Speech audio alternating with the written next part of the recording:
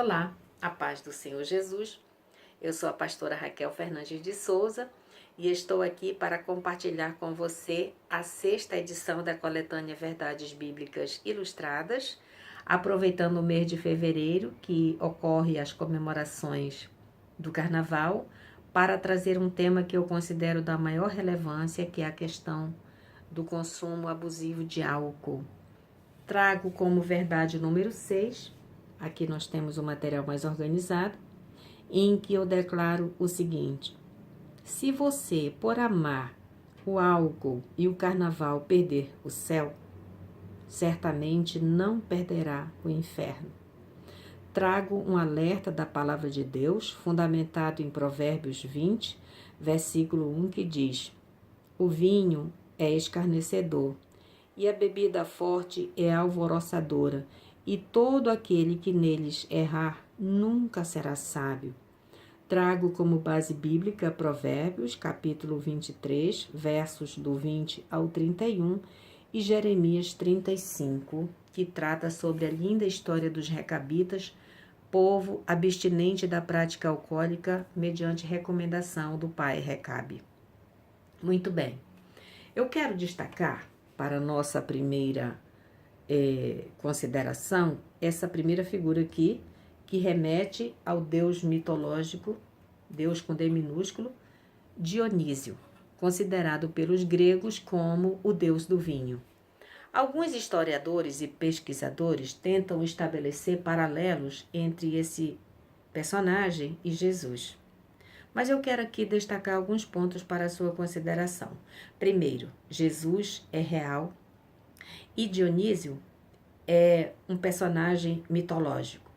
Segundo, a Bíblia, a partir de Gênesis, capítulo 3, versículo 15, já traz uma primeira palavra profética sobre Jesus, e esse personagem mitológico vai surgir muito depois na cultura grega. Terceiro, Jesus é o caminho, a verdade e a vida, nos ensina a ser sóbrios e vigilantes, e essa figura mitológica remete ao consumo abusivo de álcool, à prática da devassidão, à orgia. Portanto, eu não consigo, sinceramente, estabelecer nenhum paralelo. Recomendo você também a desistir dessa ideia. Quero trazer alguns aspectos da palavra de Deus que eu considero interessantes para essa nossa reflexão. Primeiro, de Gênesis até Apocalipse, do que eu pude observar, quer seja em versículos, quer em personagens, de forma direta ou indireta, a Bíblia traz um alerta sobre a questão do álcool. Você não vai encontrar na Bíblia o termo álcool, você vai encontrar vinho, bebida forte, bebida alvoroçadora, bebida misturada. Você vai encontrar versões que falam sobre os bêbados, os ébrios, as bebedeiras, as bebedices, as orgias, as contendas, as dissoluções, a roda dos escarnecedores, a morte, as situações de conflito que são geradas a partir de um estado de ânimo alterado, muito próprio daqueles que estão sob efeito alcoólico. Quero dizer também que a Bíblia está repleta de personagens que se envolveram em situações muito traumáticas quando sob efeito alcoólico. Lá no livro de Gênesis, eu já destaco 2. O primeiro deles foi Noé, o qual, sob estado de embriaguez, teve a sua nudez percebida por seus filhos, e isso gerou nele uma revolta tão grande que ele proferiu palavras amaldiçoadoras. Também temos a história de Ló, que após sair da cidade de Sodoma e suas filhas, muito influenciadas pela cultura sodomita, que tinha práticas sexuais completamente devassas, essas filhas não tiveram nenhum pudor de embebedarem o pai, o estimularem sexualmente, manterem relações sexuais com ele e desse relacionamento serem gerados filhos amaldiçoados. Nós vamos encontrar, ao longo da narrativa bíblica, vários personagens que se envolveram em outras situações. E os principais deles são exatamente autoridades, reis, governadores. E isso significou para eles situações vexatórias, como a do rei Assuero e vários outros personagens. Significou perda de súditos, de glória, de tronos, de famílias e, em casos, da própria vida deles.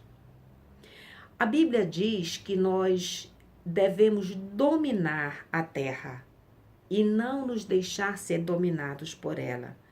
Todas as drogas sintéticas ou não que você possa já ter ouvido falar ou conhecer, assim como o álcool nas suas diferentes apresentações, são ações transformadoras realizadas pelo homem, subtraindo da natureza aquilo que ela pode oferecer. Então, o que está acontecendo? A violação desse princípio. Os homens estão se deixando, por seus vícios, por suas vontades, dominar pela natureza ao invés de dominá-la conforme orientação da palavra de Deus. Então, eu quero reforçar com você que a Bíblia de nenhuma forma está apoiando o consumo alcoólico. E você talvez esteja se lembrando, mas o primeiro milagre de Jesus foi em Caná da Galileia e foi exatamente a transformação da água em vinho. Acontece que o suco de uva, se demorado um certo tempo, ele começa a entrar em estado de fermentação. E Jesus fez um milagre da hora. Portanto, eu acredito que aquela bebida servida ali, ela não tinha fermentação, ela não tinha teor alcoólico, ao ponto de deixar as pessoas embebedadas. Imagina se Jesus, que tanto ama a família, ia promover no meio de toda a comunidade presente naquela grande festa uma situação de animosidade que pudesse levar a algum conflito. Isso não combina com a vida de Jesus no conjunto de suas obras. Então, observe isso. O livro de Provérbios, no meu entendimento, é o que tem o maior conjunto possível de versículos remetendo à orientação do não consumo do vinho.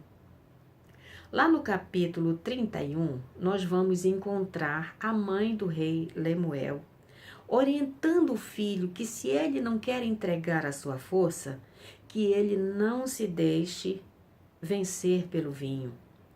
Porque uma pessoa que não é praticante do álcool, ela se mantém sóbria, pode tomar decisões acertadas, pode continuar exercendo cargos de grande responsabilidade, vai ter melhores condições de praticar a justiça e assim satisfazer a vontade de Deus. No Velho Testamento, nós vamos encontrar uma linda história de um personagem chamado Recabe. Ele proferiu uma orientação para seus filhos que eles fossem abstinentes do vinho. É interessante que Recabe faleceu, mas ao longo de muitos anos, os filhos, as noras, os netos assimilaram esta orientação. 300 anos depois, o próprio Deus vai resgatar a memória dos recabitas e fazer um confronto com o povo de Israel, dizendo que, porque os recabitas foram fiéis, sobre a cabeça deles viria honra e grandes bênçãos, e sobre o povo de Deus viriam maldições, porque eles não foram fiéis a Deus, como os recabitas foram fiéis a seu pai, que os orientou a se manterem abstinentes do vinho. Então, atente para isso. Não queira buscar na palavra de Deus justificativa para você ter esse tipo de prática.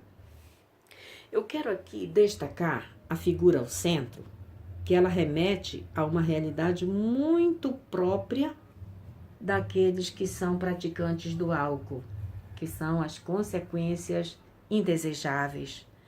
Elas acontecem de várias ordens: perda do valor próprio, da saúde, da autoestima, das condições de trabalho, envolvimentos em situações judiciais. Quantas consequências? Pessoas que estão hoje cadeirantes, amputadas, mutiladas, pacientes acamados, domiciliares, hospitalares, moribundos nas ruas, perderam tudo, todo o patrimônio, toda a sua família. Eles próprios não conseguem mais acreditar em si, que eles tenham condição de sair daquela situação. Estão perdendo a vida ou tirando a vida de outros por conta do consumo consumo alcoólico.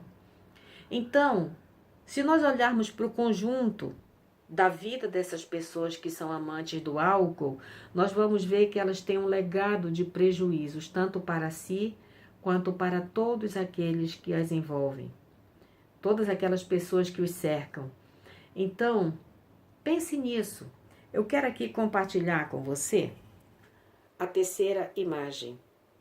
É a logomarca do Centraves, Centro de Trabalho e Acolhimento Venha ao Senhor, onde eu atuo na condição de pastora e de assistente social, instituição voltada ao tratamento da pessoa do sexo masculino em situação de uso e abuso de múltiplas drogas, mas que optou pelo tratamento. Se você é usuário de álcool ou conhece alguém que está nessa condição, ou que sabe usando outro tipo de droga e que deseja o tratamento, recomendo você manter um contato conosco mediante os telefones 0 operadora 9459-9947, que é o do Centraves, o outro 0 operadora 9324-3868, Pastor Joviniano, e você terá informações mais detalhadas. Eu quero orientar a você, na condição de pastora, alertar você. Nós trazemos aqui, no rodapé do nosso material, um versículo que eu acredito muito impactante da palavra de Deus, trazido do livro de Deuteronômio, onde Deus declara que toma os céus e a terra por testemunha contra aquela pessoa que está nessas práticas, dizendo: olha, eu estou colocando diante de ti a morte e a vida. Eu ainda te dou mais uma dica: escolhe a vida, para que tu vivas e a tua descendência também. Por quê? Porque se você morrer, logo você não terá descendência. Então, preste atenção em tudo isso, abstenha dessas práticas no carnaval. Aliás, nem vá para lá, procure uma igreja, procure se voltar para Deus. E eu tenho certeza que Deus mudará a sua história e fará coisas muito lindas na sua vida. Eu espero que esse vídeo tenha trazido uma reflexão a você e distancie você desse tipo de prática no nome de Jesus. E que Deus abençoe você e sua família. Amém.